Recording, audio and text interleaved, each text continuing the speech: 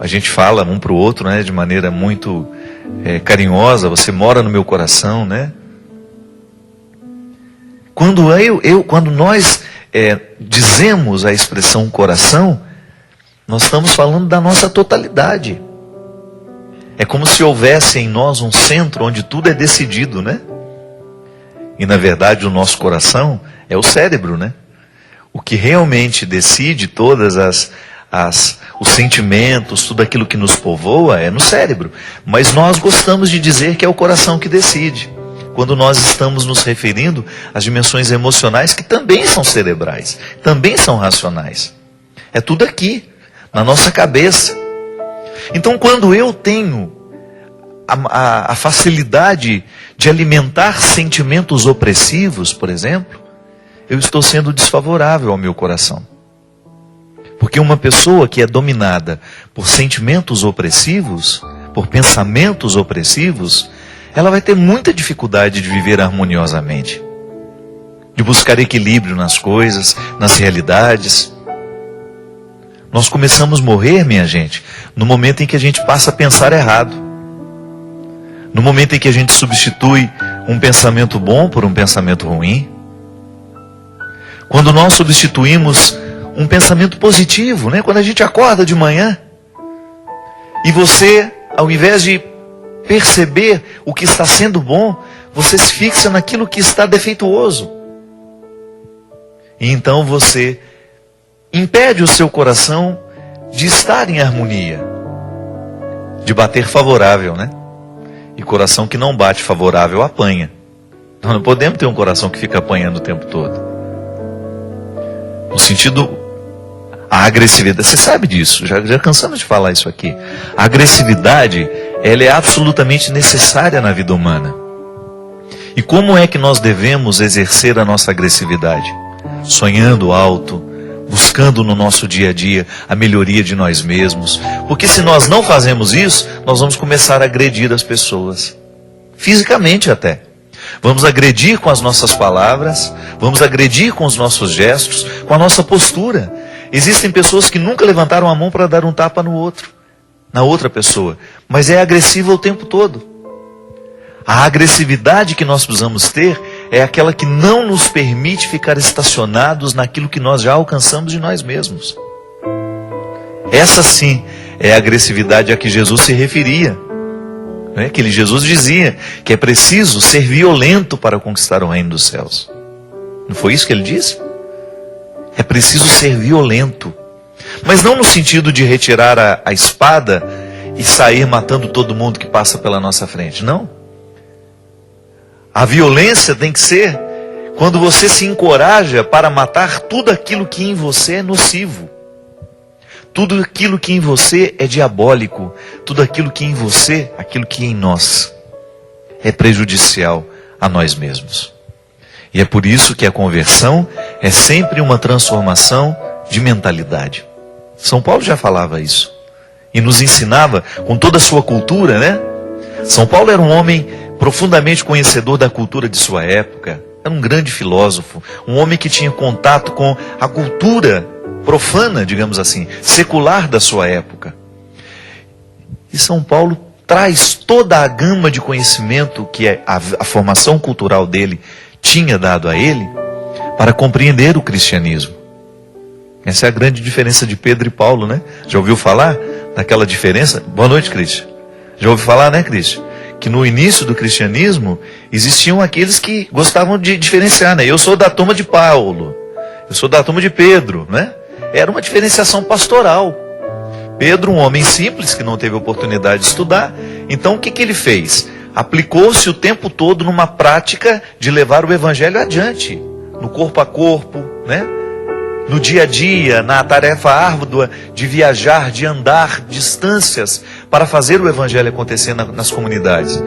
Paulo já era mais erudito, né? E tinha o grupo dele lá também, que gostava de pensar o cristianismo e disseminar o cristianismo com cartas, com palestras naquela época, né? Reunia, é verdade, ele reunia as comunidades nos grandes teatros. Eu tive a oportunidade de fazer os caminhos de São Paulo e eu fiquei encantado em Éfeso. onde nós temos a cidade da antiguidade, a mais preservada do mundo, né? Está em Éfeso. Você consegue andar ainda nas ruas antigas de Éfeso, na Turquia. E impressionante, minha gente. Eu me lembro que num determinado momento da nossa visita, nós estávamos acompanhados por uma grande guia turca que falava português. Ela falava: São Paulo foi muito ousado na sua época. E nós estávamos dentro de um grande anfiteatro e ela dizia: aqui ele certamente pregou o Evangelho, num lugar que não era religioso. Então veja bem, você tinha, naquele momento, a igreja de Pedro caminhando com todas as dificuldades, né? com toda aquela coragem que Pedro tinha, porque Pedro era um homem trabalhador, era um pescador. Então certamente ele utilizava de todos os recursos que ele tinha para falar de Jesus a partir da experiência prática de ser quem ele era, de fazer o que ele fazia. E ele converteu muita gente. Ele converteu milhares e milhares de pessoas, e ainda hoje nós somos filhos de Pedro.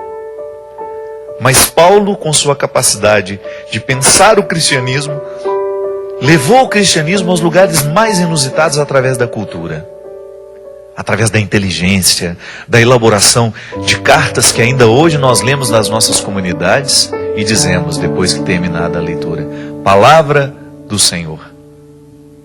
Então Paulo entendeu que a conversão é a mudança de mentalidade. O verdadeiro cristão é aquele que está constantemente passando por um processo de transformação mental. Olha que fantástico isso.